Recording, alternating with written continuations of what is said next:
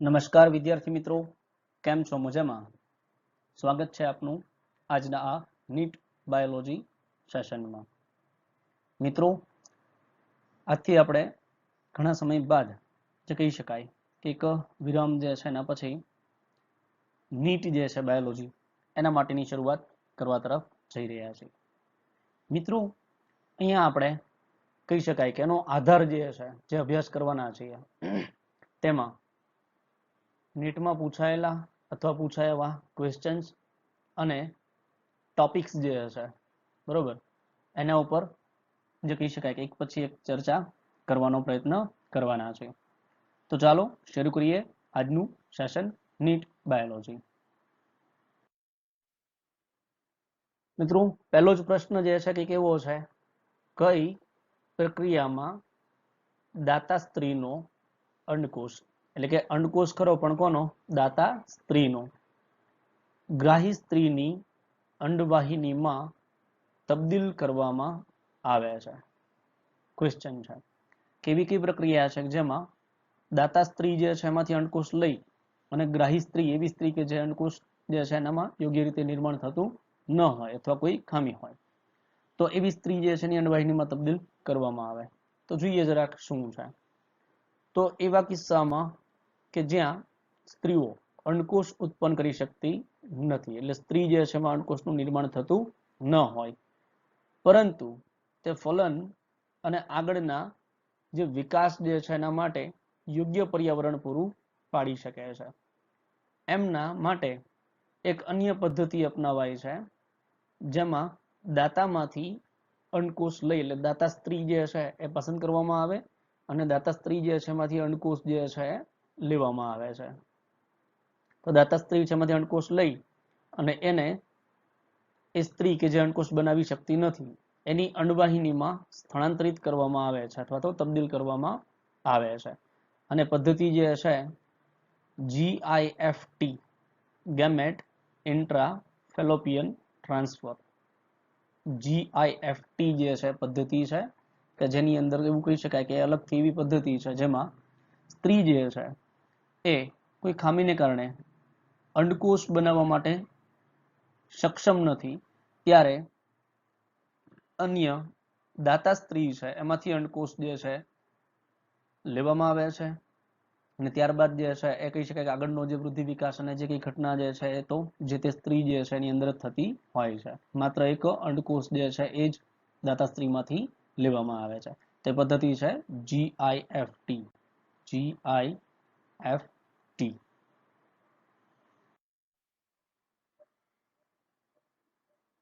મિત્રો, આગળ વાત કરીએ તો પ્રશ્ન છે કુદરતમાં સંવૃત પુષ્પમાં પરાગનયન કોના દ્વારા થાય છે? એટલે પરાગનયન જે થઈ રહ્યું છે બરોબર તે કોના દ્વારા એટલે કે કઈ પદ્ધતિ જે છે એના દ્વારા થઈ શકે છે? તો થાય છે.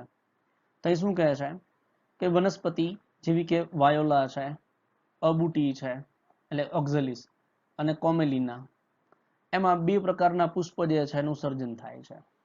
એક પુષ્પ જે છે એ છે હવાઈ પુષ્પ અને કે જે અન્ય જાતિઓમાં જોવા મળતું પુષ્પો જે છે એના જેવા જ હોય છે, એટલે સામાન્ય જે હવામાં આપણે જોવા મળે છે તે રીતે આકૃતિમાં તમે જોઈ શકો છો હવાઈ પુષ્પ, જેમના પરાગાશય જે છે અને પુષ્પાસન છે એ કેવા તો કે ખુલ્લા હોય વાતાવરણમાં. અને બીજો જે પ્રકાર છે એ છે સંવૃત પુષ્પ. હવે જે સંવૃત પુષ્પ છે બરોબર એની વાત કરીએ તો કે સંવૃત પુષ્પ કે જે ક્યારેય ખીલતા નથી એટલે કે બંધ હાલતમાં બંધ અવસ્થામાં હોય છે. તમે જોઈ શકો છો સંવૃત પુષ્પ આકૃતિમાં.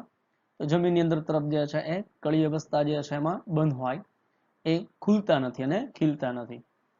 તો આવા પુષ્પોમાં પરાગાશય અને પરાગાસન એકબીજાની ખૂબ જ નજીક હોય છે કેમ કે બંધ અવસ્થામાં હોય એટલા માટે. જ્યારે પુષ્પકલિકામાં પરાગાશયનું સ્ફોટન થાય ત્યારે પરાગરજ પરાગનયન માટે પરાગાસન જે છે એના સંપર્કમાં આવે છે કારણ કે એકદમ નજીક હોય એટલા માટે, નિકટ હોય એટલા માટે. આમ સંવૃત પુષ્પમાં સ્પષ્ટપણે સ્વફલન જોવા મળે છે કારણ કે પરપરાગરજની પરાગાસન પર સ્થાપિત અથવા સ્થળાંતર થવાની કોઈ તક હોતી નથી, એ શક્યતા નથી હોતી. તો અહીંયા જે છે આપણો જવાબ જે છે શું થશે તો કે સ્વફલન. અને બીજો કહી શકાય માનો સ્વફલન જે છે ઓપ્શનમાં નથી તો અહીંયા જે છે સ્વપરાગનયન, આ પણ જવાબ સાચો બની શકે છે. તો કુદરતમાં સૌરૃત પુષ્પમાં પરાગનયન જે છે એ સ્વપરાગનયન દ્વારા થાય અથવા તો સ્વફલન જે છે એના દ્વારા થતું જોવા મળે છે. આગળ મિત્રો વાત કરીએ તો પ્રશ્ન છે અંડકોષ ક્યારે પરિપક્વન થાય, એની પરિપક્વતા જે છે અંડકોષ જે છે પરિપક્વ ક્યારે થાય. કેમ કે અહીંયા કહી શકાય કે ભાઈ શુક્રકોષ જનન અને અંડકોષ જનનની જે પ્રક્રિયા છે આ પ્રક્રિયામાં કહી શકાય કે ભાઈ દેખીતી રીતે સ્પષ્ટ જે છે એ જુદાપણું અથવા તો ભિન્નતા આપણને જોવા મળે છે કે બંનેની પ્રક્રિયા જે છે અર્ધીકરણમાંથી પસાર થાય પણ એના માટેના જે તબક્કા જે છે એક અલગ અલગ રીતે જે છે એ જોવા મળતા હોય છે. તો શું છે જોઈએ, કારણ કે સ્ત્રી જે છે એમાં જે અંડકોષનું નિર્માણ થાય છે તો નિર્માણની અંદર જે છે અલગ અલગ તબક્કામાં એવું છે કે ભાઈ અડધી પ્રક્રિયા જે છે બરોબર આખી અર્ધીકરણની સળંગ પ્રક્રિયામાંથી અડધી પ્રક્રિયા જે છે એ અંડપિંડની અંદર કમ્પ્લીટ થતી હોય છે અને ત્યારબાદ જે કહી શકાય કે ભાઈ એની બાકીની પ્રક્રિયા જે છે એ જ્યારે અંડવાહિની નિવાપ અને અંડવાહિનીમાંથી જે કહી શકાય કે ભાઈ અંડકોષ પસાર થતો હોય અને જ્યારે શુક્રકોષના સંપર્કમાં આવે છે ત્યારે જે છે એમાં ફેરફાર નોંધાતો હોય છે. બરાબર, તો જોઈએ કે ભાઈ પરિપક્વ થાય છે તો ક્યારે થાય છે. શુક્રકોષના અંડકોષ સાથેના જોડાણની પ્રક્રિયા જે છે ને ફલન કહે છે, ફર્ટિલાઇઝેશન તરીકે ઓળખાય છે. હવે આ ફલન દરમિયાન શુક્રકોષ અંડકોષના જોના પેલ્યુસિડાના સંપર્કમાં આવે છે. એટલે તમે આકૃતિમાં જોઈ શકો છો જોના પેલ્યુસિડા દર્શાવેલ છે. તો જ્યારે શુક્રકોષ એના સંપર્કમાં અહીંયા આવે છે એની વાત કરે છે અને શું કરે છે તો કે અંડકોષ જે છે એના પટલમાં ફેરફારોને પ્રેરે છે જે અન્ય શુક્રકોષોના પ્રવેશને અટકાવે છે. એટલે અન્ય શુક્રકોષ જે છે એનો પ્રવેશ જે છે એને અટકાવવા માટેની આ એક પ્રક્રિયા જવાબદાર છે, આગળની સ્ટેપ બાય સ્ટેપ થતી પ્રક્રિયા છે. આથી તે સુનિશ્ચિત થાય છે કે ફક્ત એક જ શુક્રકોષ એક જ અંડકોષને ફલિત કરે છે. શુક્રાગ્રહનો સ્ત્રાવ એટલે શુક્રકોષ છે એનો આગળનો ભાગ જે છે શુક્રાગ્રહ એનો સ્ત્રાવ જે છે એ શુક્રકોષને અંડકોષના કોષરસમાં જોના પેલ્યુસિડા અને કોષરસ પટલ મારફતે પ્રવેશ કરવામાં મદદ કરે છે. એટલે કે શુક્રાગ્રહ જે છે એની અંદર જે સ્ત્રાવ પામે છે જે ઉત્સેચકો જે છે બરોબર તો એને મદદ કરે છે અંદર તરફ આગળ વધવામાં, જે દ્વિતીય પૂર્વ અંડકોષના અર્ધીકરણની પૂર્તતાને પ્રેરે છે. એટલે એના કારણે એટલે કે શુક્રકોષ છે એ જ્યારે અંડકોષ જે છે એના સંપર્કમાં આવે છે બરોબર તે સંપર્કને કારણે જે છે ઉત્તેજિત બની અને અર્ધીકરણ જે છે એની જે અડધી પ્રક્રિયા બાકી છે એ કમ્પ્લીટ કરવા માટે ઉત્તેજિત બને છે. દ્વિતીય અર્ધીકરણ પણ અસમાન હોય છે, પરિણામે દ્વિતીય ધ્રુવકાય એટલે કે સેકન્ડરી પોલર બોડી અને એકકીય અંડકોષ જે છે બરોબર એનું નિર્માણ થાય છે. તરત જ શુક્રકોષનું એકકીય કોષ કેન્દ્ર અને અંડકોષ જે છે એનું એકકીય કોષ કેન્દ્ર જોડાઈને દ્વિકીય ફલિતાંડ જે છે બનાવે છે, એટલે કે ઝાયગોટ જે છે બનાવે છે. બરોબર, તો અહીંયા મિત્રો જવાબ શું આવી શકે કે પરિપક્વ જે છે અંડકોષ ક્યારે બને તો કે જ્યારે શુક્રકોષ છે એની સાથે જોડાય ત્યારે, એટલે કે ફલનની ક્રિયા થાય છે ત્યારે. આ એક ઓપ્શન થયો, ફલનની ક્રિયા લખેલું છે તો પણ સાચું ગણાય. અને બીજું જે છે એવું કહી શકાય કે ભાઈ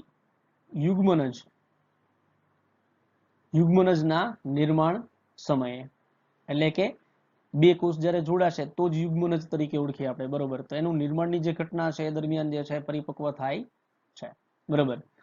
તો આમ જે છે ખરેખર જે છે ચોક્કસ શબ્દ જે કહી શકાય તો કે ફલન એટલે કે બેનું જોડાણની ક્રિયા જે છે અને એ વચ્ચેની જોડાવાથી શુક્રકોષ અંડકોષ સાથે જોડાવાથી જે આંતરક્રિયા થાય છે એનાથી જેને ઉત્તેજના મળે છે એવું કહી શકાય છે. અને છેલ્લે લાસ્ટમાં એક આપણે પ્રશ્ન પૂછી લીધો છે કે ફલિતાંડમાં કેટલા રંગસૂત્ર હશે. ફલિતાંડમાં રંગસૂત્રની આપણે વાત કરીએ તો શુક્રકોષ જે અંદર તરફ દાખલ થઈ રહ્યો છે મિત્રો એ n પ્રકારનો હોય અને અંડકોષ પોતે જે છે એ પણ n પ્રકારનો હોય. તો એ દેખીતી રીતે આપણે જોઈએ તો એનો જવાબ જે છે શું આવશે તો એનો જવાબ જે છે 2n આપણે કહી શકીએ, એટલે કે દ્વિકીય જે છે રંગસૂત્ર પછી એની સંખ્યા જે છે n ના પ્રમાણ જે છે બરોબર એ પ્રમાણે હોય. દાખલા તરીકે n જે છે એ 23 રંગસૂત્ર હોય અને અહીંયા 23 હોય તો અહીંથી જશે 46 રંગસૂત્ર અથવા તો 23 જોડ રંગસૂત્ર. બરોબર.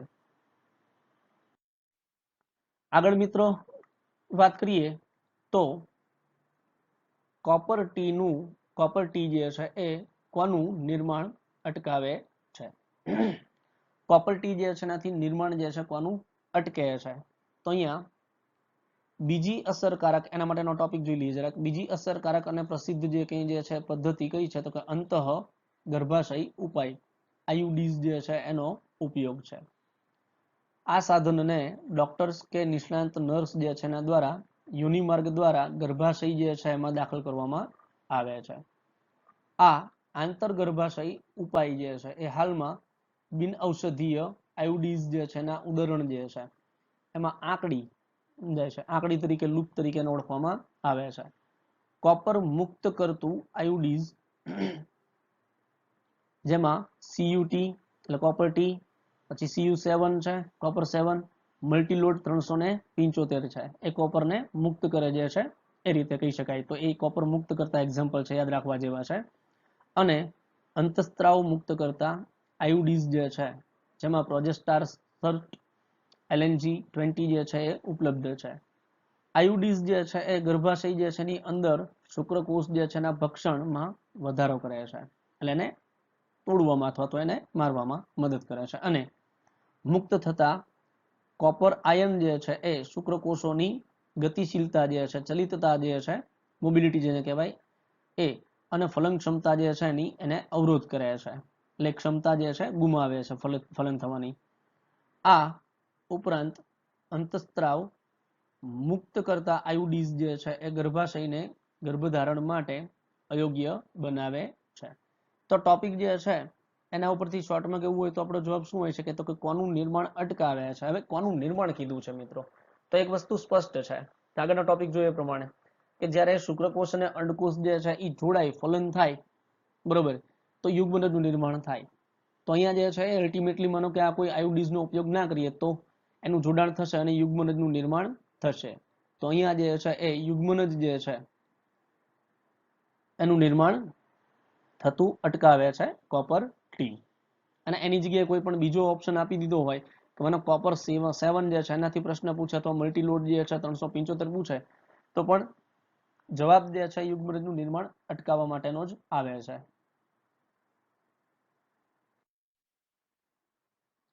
આગળ તરફ જરાક વાત કરીએ મિત્રો તો સહેલી એટલે ખાલી જગ્યા. સહેલી એટલે શું એમ કહેવા માંગે છે. તો એના માટેનું સ્ટેટમેન્ટ સીધું જ છે કે ભાઈ માદા સ્ત્રી માટેની ગળવાની ગર્ભ અવરોધક ગોળી છે, ટેબ્લેટ છે, ગોળી છે કે જે ગર્ભ અવરોધક છે સ્ત્રીઓ માટેની. બરોબર. જરાક એનું ડિસ્ક્રિપ્શન એવું છે કે ભાઈ સહેલી નવી મુખ દ્વારા લેવામાં આવતી ગર્ભ નિરોધક ગોળી છે. આપણી બુકની અંદર જે ઉલ્લેખ છે તે બિન સ્ટેરોઇડલ બનાવટ છે, એની કોઈ આડઅસર ના થાય એના માટે બિન સ્ટેરોઇડલ છે. તે પિલ્સ એટલે કે ટેબ્લેટ જે છે એ અઠવાડિયે એકવાર લેવાય છે, જે ઓછી આડઅસરો અને ઊંચું ગર્ભનિરોધક મૂલ્ય ધરાવે છે. બરોબર. તો આ રીતે પણ પ્રશ્ન જે છે નીટ માટે પૂછી શકાય છે, જે અલગ અલગ સ્ટેટમેન્ટમાંથી સાચું સ્ટેટમેન્ટ જે છે તે સાચું સ્ટેટમેન્ટ જે છે એ શું બની જશે કે ભાઈ માદા સ્ત્રી જે છે એના માટે ગળવાની ગર્ભ અવરોધક ગોળી જે છે એ તરીકે લેવામાં આવે છે ને સહેલી એટલે.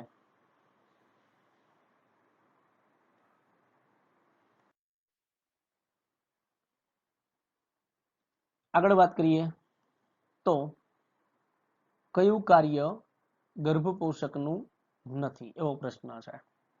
ગર્ભપોષક જે છે એનું કાર્ય કયું નથી નીચેનામાંથી? તો એમાં વાત કરીએ તો અંતસ્ત્રાવ જે છે એનો સ્ત્રાવ કરવો, તો એનું કાર્ય છે અંતસ્ત્રાવનો સ્ત્રાવ કરે છે ગર્ભપોષક જે છે તે. ત્યારબાદ જે છે હોર્મોનલ ચેન્જીસ માટે જવાબદાર છે. ત્યારબાદ બીજું જે છે કે ભાઈ ગર્ભસ્થાપન માટે ઉત્સેચકોનો સ્ત્રાવ કરવો, એ પણ સાચું છે. ગર્ભજળનો સ્ત્રાવ કરે છે એ પણ સાચું છે. બરાબર. અને છેલ્લે જે છે ઉપનાળ જે છે એટલે કે ગર્ભનાળ જે છે એની રચના કરવી, તો એ ઓપ્શન જે છે અહીંયા ખોટો છે, એ વિકલ્પ સાચો નથી. બરોબર, એટલે કહેવાનો મતલબ કે ગર્ભપોષક જે છે એના કાર્ય માટે યોગ્ય નથી, એટલે જવાબ સાચો જવાબ આ આવશે કે ભાઈ ઉપનાળ જે છે, ગર્ભનાળ જે છે એનું નિર્માણ જે છે એ કરવાનું. કેમ? કારણ કે ગર્ભનાળ બને સમજાય છે, ગર્ભપોષક સ્તર, તો કે ગર્ભનાળ જે છે એ કહી શકાય કે ભાઈ ગર્ભાશય જે છે એનું દિવાલનું જે કઈ સ્તર જે છે, બરોબર, તે સ્તરમાંથી એનું નિર્માણ થતું હોય છે, તે ગર્ભપોષકનું કાર્ય ગણવામાં આવતું નથી. એના પછી આગળ વાત કરીએ તો આવૃત બીજધારીમાં મહાબીજાણુનો વિકાસ શેમાં થાય છે? તો આવૃત બીજધારી માટે કીધું છે મિત્રો, તો એમાં જે છે ઓપ્શનમાં ભ્રૂણપોષ, ભ્રૂણપોષ જે છે એ જવાબ તરીકે આવે નહીં. પરાગાશય એ પણ જવાબ તરીકે આવે નહીં. હવે આ બે જવાબ તરીકે શા માટે નથી આવતા એની આપણે ચર્ચા કરી લઈએ પહેલા. તો ભ્રૂણપોષનું નિર્માણ જે છે એ બેવડા ફલન જે છે, બેવડા ફલન એને આધીન છે, બેવડા ફલનને આધીન છે ભ્રૂણપોષ જે છે એનું નિર્માણ થવું. બરોબર, એટલે ભ્રૂણપોષ જે છે એ તો ના આવે, કે મહાબીજાણુ જે છે એનો વિકાસ થઈ ગયા પછીની વાત છે ભ્રૂણપોષનું નિર્માણ થવું. ત્યારબાદ જે કીધું છે કે ભાઈ પરાગાશય, પરાગરજ જે છે એને સ્વીકારતી રચના, પરાગરજ જે છે એનો સ્વીકાર કરતી રચના છે, તો એ પરાગરજ જે છે, પરાગરજ નો સ્વીકાર કરતી રચના.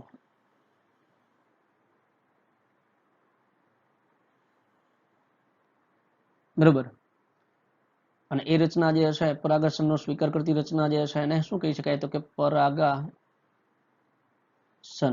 બરોબર, જે શેમાં? તો કે સ્ત્રી કેસર જે છે એમાં જોવા મળે. અને આ છે પરાગાશય, પરાગ આશયમ સ્થાન, એટલે કે પરાગ કોથળી,